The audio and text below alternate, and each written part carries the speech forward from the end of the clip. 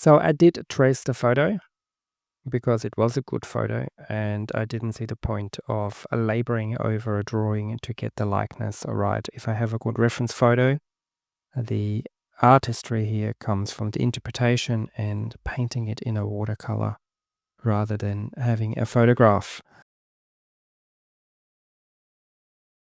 I wanted it to be quite expressive and quite loose, so I'm using my calligraphy brush.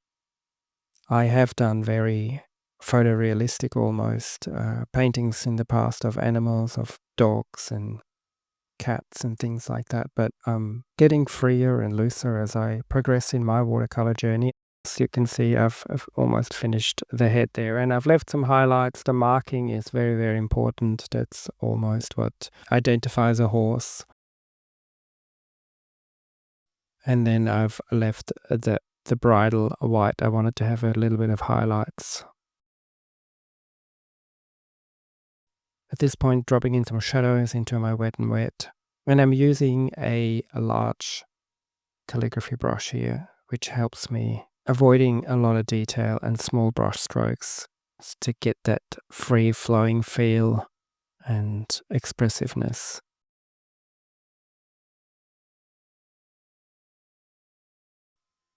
And you can see right there how I finish off the horse, kind of let it fade out into nothingness without having to paint the entire horse.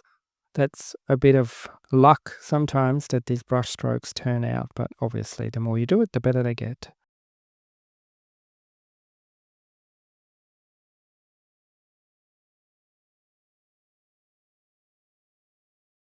A few more shadows to define the muscles.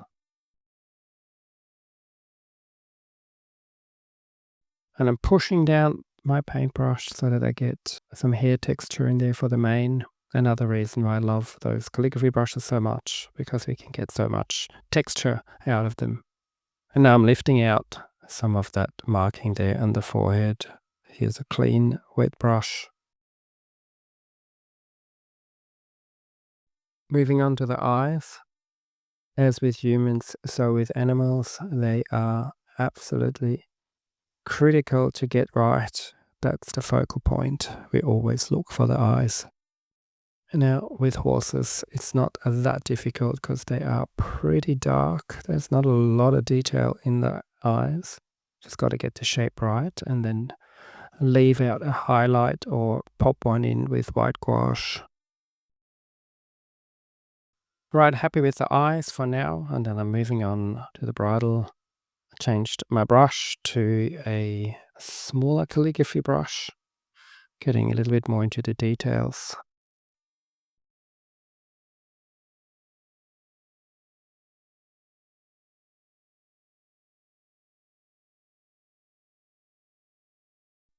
I've got a pretty dark mix by now. This is almost black because there's not a lot of layers in this painting. Almost at the detail stage already after I painted the entire horse in that first wash. The photo doesn't give me a lot of light and dark or shadow indications, so I sort of got to make it up as I go along. So I'm just trying to imagine where the highlights would be if the light was different than that from the photo, and make sure I leave some highlights here and there for interest. Horses' mouths are really interesting.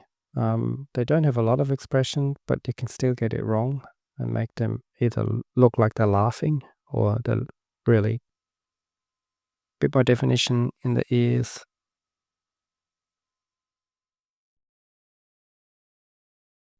You can see I'm using very few colors for this painting, which is quite nice, not having to think too much about colors. I'm still on my very dark brown mix here.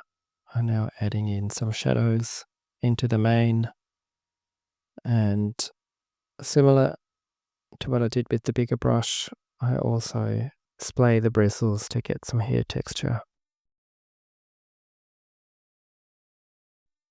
And now I'm in the shading stage, just trying to get those subtle shadows in, just to hint at the bone structure of the face, which will give it a little bit more expression. Apologies for the light there bouncing of the wet surface. Makes it look like I'm painting white, but it's obviously not. A bit of lifting here and there, recover some highlights. For that I use a synthetic brush. Can't really do that with natural hair brushes. I'm going to darken that muzzle a little bit to get a bit more volume and three-dimensionality into it. And for some of the metal bits, I've mixed a grey with lavender so that it's a little bit opaque and has a bit of body in it. Use that same color to add a bit of highlights. And I'm gonna re-wet the body of the horse, but I don't want the face to be affected by it because I want to add a little bit more tone to the body. So I just use a spray bottle to re-wet that part and then dropping in some more of the mid-tones that I've got there on my palette just to add a bit more definition and volume. That shadow there in the front is really important just to define those muscles, just lifting out a little bit. And we're done. I'm really happy with how this turned out.